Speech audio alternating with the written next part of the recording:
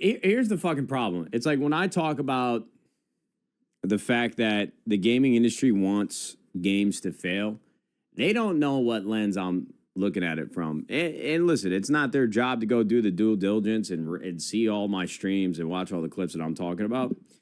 Really, a lot of my frustration with just the energy around the gaming industry and new games kind of stems from XDefiant, I would say. Like, here's XDefiant, a game from Ubisoft where a studio was trying to make a game that could rival Call of Duty, right? They released the beta, let everybody play it like a year ago, planned to release it last year after the beta.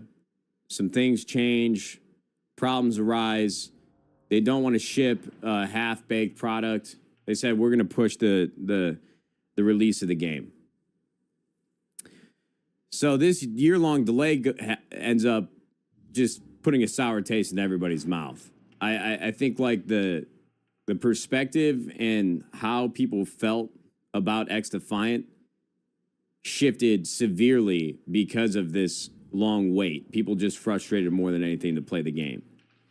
So when the game finally releases, I think XDefiant actually felt pretty good. Like, you know, there were some hit registration issues, maybe some live service issues. The battle pass like had a couple skins that were interesting, I would say, but not necessarily something that you'd be going out of your way to grind for.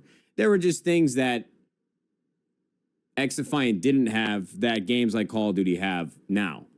And I think the biggest problem for new games and the community in general is like, sure, was XDefiant perfect? No. But it was pretty damn good for the first crack that this studio took at a first-person arcade shooter that could rival something like Call of Duty.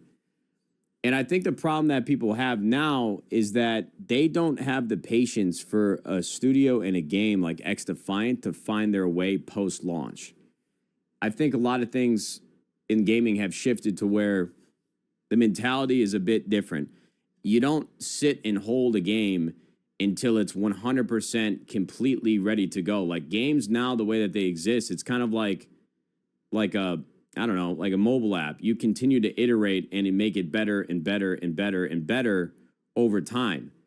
And I can understand if a community didn't understand or want to sit there and wait out this studio and the life cycle of the game until it got better or got to a place where they would play it and enjoy it more.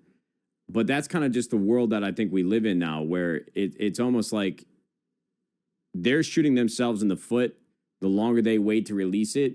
So they'd rather release the game when it's at like a stable place and continue to make it better over time. And again, I can agree why that would be frustrating, but I just think that my biggest point of contention with the community and everybody's perspectives on games is what you see from like TikTok, what you see from comments on Twitter or YouTube. Somebody will have a poor opinion about a game, and then all of a sudden everybody in the comments is like, dead on arrival, this game sucks, this game sucks. When in all actuality, it's like we have been conditioned to expect so much from a game and from studios. Like we need more content. You know, it's like people's attention spans just don't really last as long because we have so many other options of how we can spend our time, whether it's with other games or whether it's on social media. And so, like, gaming experiences back in, like, 2007 when you got Gears of War, Halo 3, Call of Duty, we are not the same people as we were when we played those games. Like, I just feel like we expect a lot more, and there needs to be more, no matter what game we're playing.